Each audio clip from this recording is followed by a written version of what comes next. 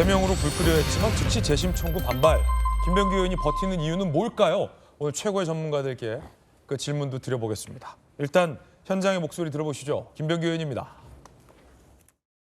의혹에 대해서 무고함이 밝혀질 수 있도록 충실하게 답변하겠습니다. 네, 이상입니다. 어제 애당의 길 말씀 있으셨는데 혹시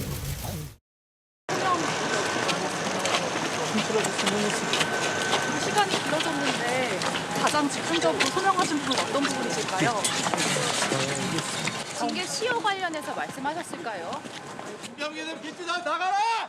김병기 한팀 징계 시효가 3년이란 부분 좀 말씀하셨을까요? 사퇴하지 마세요. 자, 그럼 민주당 윤리심판원의 의견, 결론 들어보시죠. 징계 시효의 완성 여부, 사안의 중대성 등을 종합적으로 고려하여 심의 안건에 대해서 제명 처분을 의결하였습니다. 징계 시효가 완성된 그 사실들은 징계 양정의 참고 자료가 된다는 것이 대법원의 판례이고요. 징계 시효가 완성되지 않은 수개의 징계 사유만으로도 그 제명 처분에 해당된다는 그 심의 그 결과를 도출했습니다. 대부분 이게 보도된 대로 뭐 대한항공 등 쿠팡 등 뭐 이렇게 것들이 다 포함되어 있습니다. 네네 그 관련된 부분도 있습니다. 일부 시효가 완성된 부분이 있고 또 완성되지 않은 부분도 있고요. 민주당 윤리심판원에서는 제명을 의결한 겁니다. 그런데도 김병기 의원은 불복하겠다는 겁니다. 정확히는 재심 청구, 그게 불복이죠. 의혹이 사실이 될 수 없다. 한 달만 기다려달라는 요청이 그렇게 어렵냐? 이토록 잔인한 이유가 뭐냐? 이게 강선우 의원과는 완전히 태도가 다릅니다. 버티는 김병기. 민주당은 과연 김병기 의원을 윤리심판원의 제명 결정이 나왔는데 제명할 수 있느냐? 라는 질문이 오늘 아침에 본질이 될 것 같습니다. 김병기 의원은 징계 시효가 지났다라는 걸 주장했습니다. 3년이 지난 징계 시효가 소멸됐다. 글쎄요. 떳떳하다, 억울하다 이런 주장도 있지만 시효 이야기를 꺼내는 걸로 알려졌습니다. 당 윤리심판원, 시효 완성되지 않은 사유만으로도 가능하다. 최고수위 제명을 의결했습니다.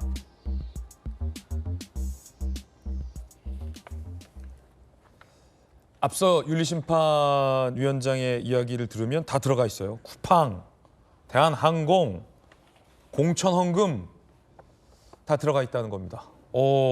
이런 질문 드릴 수밖에 없을 것 같아요. 김정호 의원님, 윤리심판원이 제명을 의결했는데도 안 나가겠다고 버티는 의원은 저 처음 보는데 이렇게 되면 당 지도부가 결단을 하냐 마냐의 문제 아닙니까?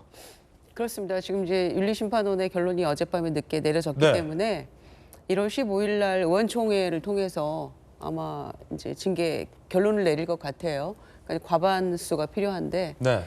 그래서 재심 청구하더라도 윤리심판원에서 기각하면 사실 그만이거든요. 예. 그래서 아마 이 그 제명 애초에 판결대로 그 징계 절차를 밟지 않을까 생각하는데요. 이게 본인이 거부해버리니 의원총회에서 절반 이상의 동의가 필요한 상황이군요. 그렇습니다. 김병기 의원이 그걸 좀 자신 있어 하는 건가요, 그러면? 절반 이상이 제명에 동의할 리 없다. 글쎄요. 내가 아는 게 있는데 뭐 이런 건가요? 네, 쉽지 않을 겁니다. 본인 생각이 어떤지 모르겠습니다만은 제명될 것 같아요. 왜냐하면 분위기가 처음에는 본인이 좀 해명할 듯해서 뭔가 구체적인 사안 하나에 대해서 해명이 나올 줄 알았어요. 네. 지난번에 유튜브 출연해가지고 얘기할 때도 그런 걸 기대했던 분들도 있을 겁니다. 혐의가 지금 12개 혹은 어디는 13개 이렇게 나오고 있는데 거기에 대해서 하나하나 조금 그 자세하게 해명을 할 수 있지 않을까? 좀 볼까? 이랬던 분들도 많이 실망하고 있는 것 같아요. 네. 그래서 지금 본인이 이제 그 제명 그 판단 나오고 난 다음에 올린 아까 그 보셨잖아요. SNS에 올린 글. 한 달만 기다려달라는 요청 왜 못 기다리냐. 너무 잔인하다. 이제 이런 취지인데 한 달을 기다리면 뭐 달라지나요? 이게 무슨 얘기인지 잘 얘기가 그 전하고자 하는 메시지가 무엇인지를 잘 모르겠어요. 네. 한 달 지나고 난다고 해서 뭐 경찰 수사가 끝나는 것도 아니고 본인이 지금 뭐 해명을 제대로 할 수 있는 것도 아닌데 좀 안타깝다는 생각이 들고요. 뭐 다 같이 죽자는 건지. 다 같이 죽자는 거냐? 예. 왜냐하면 오. 민심이 점점 악화하고 있는데 명색이 그 당내의 투탑 중에 한 분 아니었습니까? 네네. 이제 그런 상황인데 얼마 전까지 원내대표 했던 분이라고 보기에는 믿기 어려운 그런 반응들이 나오고 있어서 징계 결과에 대해서도요. 그래서 그냥 안타깝고 마음이 참 맞득지 않습니다. 네. 그래서 내일 모레 의원총회를 통해서 저는 징계는 된다고 봅니다. 본인이 버티기 때문에 윤리심판원에서 제명 결정이 나와도 의원총회 절차를 거쳐서 절반 이상이요? 네. 절반 이상의 표가 사실은 이게 쉽지 않은데 김병기 의원이 버티는 이유 여러분 뭐라고 보십니까? 김희정 의원께서는 어떻게 생각하십니까? 일단 민주당에서 가장 원했던 거는 자진 탈당이었거든요. 네네. 네, 그런데 그거를 거부했을 때는 본인이 뭔가 마음먹은 게 있지 않겠어요? 왜냐하면 반응이 다르잖아요. 이춘석 의원하고 강선우 의원이 과거 제명당했을 때 하고 지금 김병기 의원이 제명당했을 때의 반응과 대응이 완전히 다릅니다. 혼자 죽지 않겠다. 예, 그러면은 지금까지 소명하지 못했던 걸 한 달 이후에는 소명할 수 있다는 얘기인가요? 그건 아니잖아요. 예. 그러면 소명 이후에 뭐가 필요할까요? 협상이 필요한 시간이 한 달이라고 생각하는 것 같습니다. 뭐냐면 강선우 의원뿐만 아니라 지금 녹음을 한 스타일을 보면 이 김병기 의원님이 물론 이제 뭐 추측입니다만 강선우 의원 왔을 때도 원내대표실에서도 그렇고 그 전에 통화했을 때도 그렇고 녹음을 다 남겨뒀잖아요. 예. 같은 당내 의원하고 있으면서. 예. 그래서 국정원 출신 김병기 의원의 스타일이라고 보고 그다음에 보좌진들하고도 필요한 부분에 대해서 캡처해서 이렇게 보좌진들이 직접 제출하지 않은 이 SNS 방도 막 들여다보고 막 이랬잖아요. 예. 그러면은 많은 의원들은 그렇게 생각할 것 같아요. 아, 나하고 김병기 의원하고 대화한 거나 여러 가지 자료 중에 저 사람은 뭘 가지고 있을까? 이런 의문이 들 수밖에 없죠. 정확히 말하면 김병기 의원은 안기부 시절에 들어갔죠. 네, 그렇습니다. 그래서 과연 강선우 의원하고나 보좌진들 사이에서만 저런 스타일을 보였을까? 그러면 공천 심사를 하는 과정에 있어서 나하고 했던 일은 뭐가 없을까라는 사인을 여러 국회의원들에게 줄 수 있죠. 그리고 구체적으로는 김현지 실장 같은 경우는 아예 구체적으로 엮여 있지 않습니까? 네네. 왜냐하면은 본인에 대한 탄원서. 네, 동작구에서 그거를 보냈는데 아니 직접 본인 손에 왔잖아요. 근데 그 과정에 명확하게 드러났던 사람은 이재명 당대표의 보좌진이었던 김현지 실장 이름은 명확하게 나오고 있거든요. 그러니까 혼자 죽지 않겠다라는 게 현재 대통령실에 들어가 있는 사람도 엮여 있고 그리고 본인이 인사 검증을 통해서 공천을 받은 민주당 의원들도 들어가 있다. 그런 자신감이지 않나. 그게 아니고서는 이렇게 한 가지만 있어도 제명당했던 이춘석 의원이나 강선우 의원 대비 본인은 13가지나 있는데도 이런 태도로 보이는 게 이상하다. 특히 억울하다가 아니라 시효 지났다라고 얘기를 한 거잖아요. 잘못 안 한 게 아니라 잘못은 했는데 시효 지났다라고 얘기를 하고 있잖아요. 이 자신감은 어디서 나오는 겁니까? 그리고 그 한 달은 무슨 한 달입니까? 그래서 결국은 다른 사람의 카드를 들고 흔드는 게 아니냐. 민주당 입장에서는 상당히 위험한 리스크로 작동하고 있는 것 같습니다. 자, 당헌 당규에 따라 제명이 확정되면요. 5년 내 복당이 불가능하면 다음 총선 출마는 어려워집니다. 그렇기 때문에 당의 이 제명 조치는 굉장히 강한 조치로 볼 수 있는데 문제는 본인이 이걸 받아들이지 않고 버티고 있다는 데 있습니다.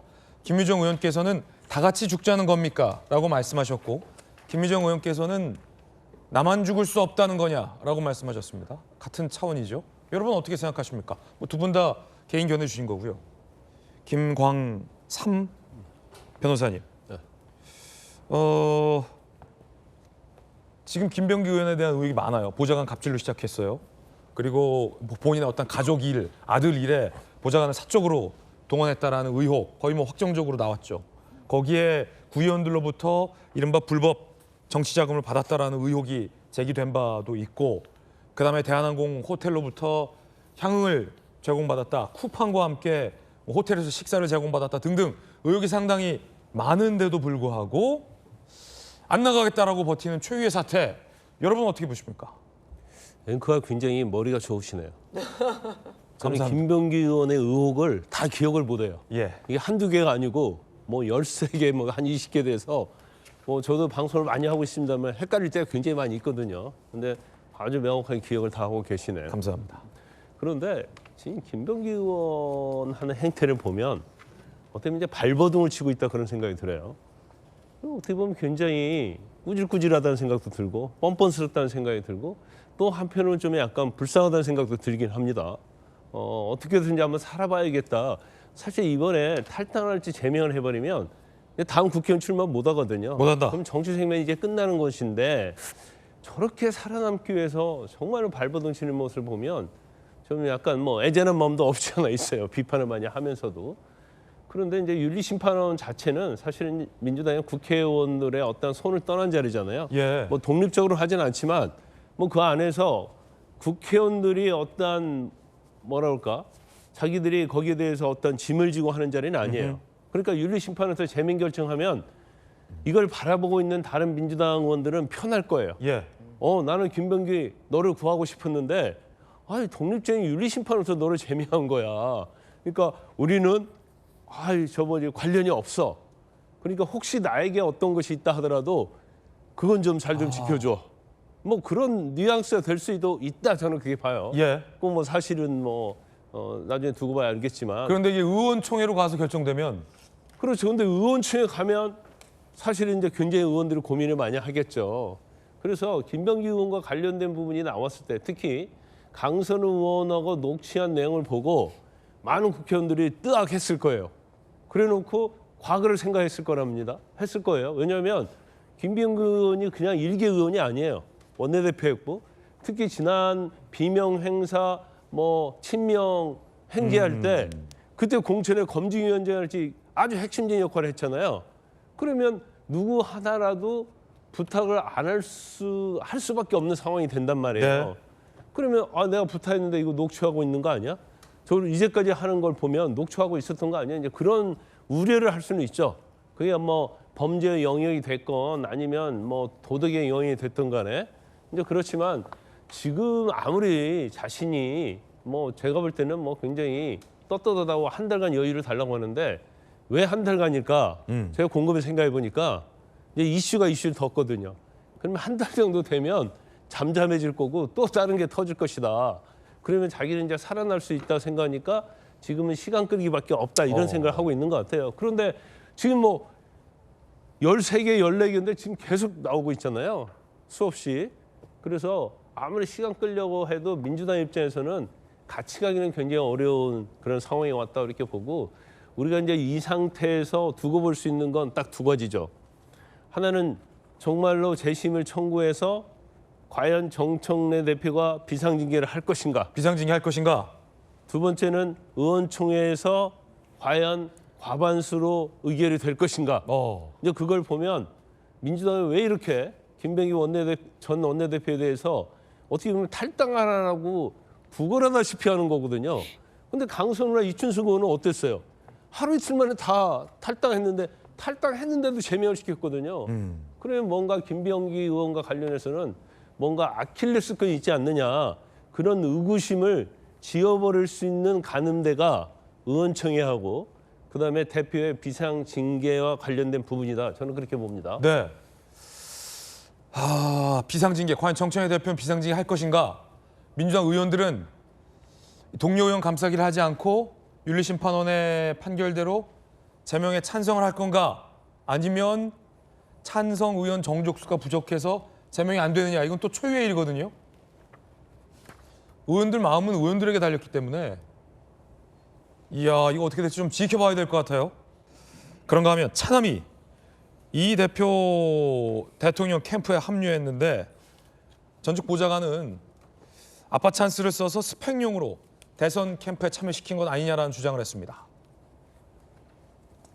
2021년 20대 대선 당시 민주당 중앙선대위 조직도 TF단장 김병기 전 원내대표 정책본부 팀원의 차남이 올라가 있었어요. 대학 편입 준비로 휴학 중. 김병기 의원실에 근무했던 보좌진, 소위 스펙용으로 참여, 업무에 적응 못해 임명장에 도장 찍는 단순 업무였다라고 얘기했습니다.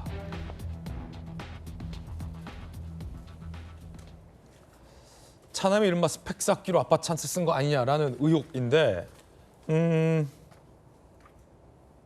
자 김희정 의원님 어떻게 보십니까? 일단 대학생위원회라든지 네네. 이렇게 또 원래 할 만한 뭐 아빠 선거운동을 도왔을 수 있으니까 그래서 본인의 별도 경력을 통해서 온 게 아니라 그냥 난데없이 정책 전문가들이 들어가는데 들어갔단 말이에요. 그리고 보좌진이 관여한 걸로 저렇게 드러나지 않습니까? 네. 그런데 실제로 그 스펙을 다음번 대학원 가는데 써먹었다라는 거 아닙니까? 정책본부에서 일했다라는 거를. 그랬는데 그 정책본부에서는 막상 일을 하는 거는 실제 공약을 만들거나 그런 게 한 게 아니라 거기 오는 사람들 임명장 발부하는 도장 찍는 일을 했다는 거 아닙니까? 예. 그거는 일반 행정직들이나 말 그대로 단순 업무거든요. 그러면서 단순하게 저기서 일을 하는 과정에 있어서도 본인의 실력대로 일을 하지 않은 것과 그리고 일을 한 다음에 적절하지 일을 한 게 아니면서 마치 정책적인 일을 한 것처럼 하고 다음번 본인 경력을 만드는데 또 써먹은 것 이런 게 문제가 된다라는 겁니다. 사실 아들의 이제 편입 과정에서도 뭔가 아빠의 영향력을 행사한 거 아니냐라는 의혹이 지금 계속 제기되고 있었는데 거기에 지금 더해지는 거죠, 그럼 이건? 네, 그렇습니다. 그래서 기왕 얘기 나온 김에 문제되는 사실 더 짚어볼까요? 지금 당에서의 경력뿐만 아니라 사실은 회사에서의 경력도 굉장히 문제가 됐지 않았습니까? 어떤 회사에서의 경력을 통해서 숭실대에 갈 때 그 회사 근무 경력을 통해서 넘어가는 그런 일이 있었거든요. 그런데 알고 보니 이 회사에 김병기 의원이 힘을 실어줬는지 어떤지는 모릅니다만 마침 문제되는 이 차남이 그 회사에서 근무한 직후에 문제되는 경찰서 사업을 다 따갑니다. 예, 그 회사가 무려 22억이나. 그렇기 때문에 이런 모든 과정에 있어서 캠프 가는 데 있어서도 영향을 미친 것 같고 그리고 숭실대 편입을 가기 위한 기초를 마련하기 위한 회사에 가는 데 있어서도 네네. 주고받고가 있었구나라는 것을 알 수가 있습니다. 구체적으로 좀 살펴볼까요? 경찰이 계속 봐주는 걸로 나오고 있지 않습니까? 김병기 의원하고. 그런데 그 김병기 차남이 취업했던 그 업체가 그 차남이 근무했던 직후에 경찰청 업무만 22억을 수주를 해갑니다. 그러니까 스토리가 쫙 깨지는데요. 정말 일일 일병기 하고 있는 것 같습니다. 이 부분도 반드시 이 국정조사나 또는 김병기 전담 재판부가 필요하다고 얘기할 정도로 경찰하고의 유착 관계가 파면팔수록 나오고 있는데 국가 세금이 들어가는 부분, 특히 국가 사업이 들어가는 부분에 있어서의 이 편의를 봐주는지 부분은 이 공천과는 별도로 또 중대하게 한 축의 비리로 보여집니다. 네. 자, 관련 보도는 아직 좀 사실관계를 더 따져봐야 한다는 말씀도 덧붙입니다. 그런가 하면 김병기 의원 측이 구의원 출마에 이른바 경력 부풀리기 코치를 한 건 아니냐는 의혹도 제기됐습니다. 역시나 전직 보좌관들 주장인데 한국일보 보도에 따르면 당시 김병기 의원 보좌관이 전직 구의원 A씨에게 전문성을 강조하기 위해 대학 교수 표현을 사용하자 그러자 구의원이 겸임 교수인데요? 정직한 구의원. 그러자 보좌관이 아이 대학 교수라고 하는 게 깔끔합니다. 겸임 교수인데요? 아이 대학 교수라고 하는 게 깔끔합니다. 결국 허위 경력 기재로 유죄 판결. 이건 제대로 된 코치도 아니었네요. 김관선 변호사님. 자, 겸임 교수인데요?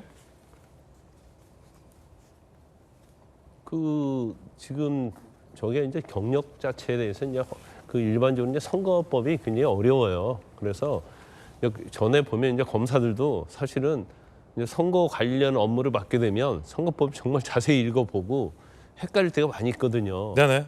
근데 처음에 사실은 구의원이랄지 선거직에 나가게 되면 이런 부분을 참 알기 어려워요. 그러면 경력직이라고 하면 뭐 경력에 뭐 구의원이었는데 우리가 겸임 교수, 뭐 시간 강사 사실 이런 것들은 교수로 보지 않잖아요.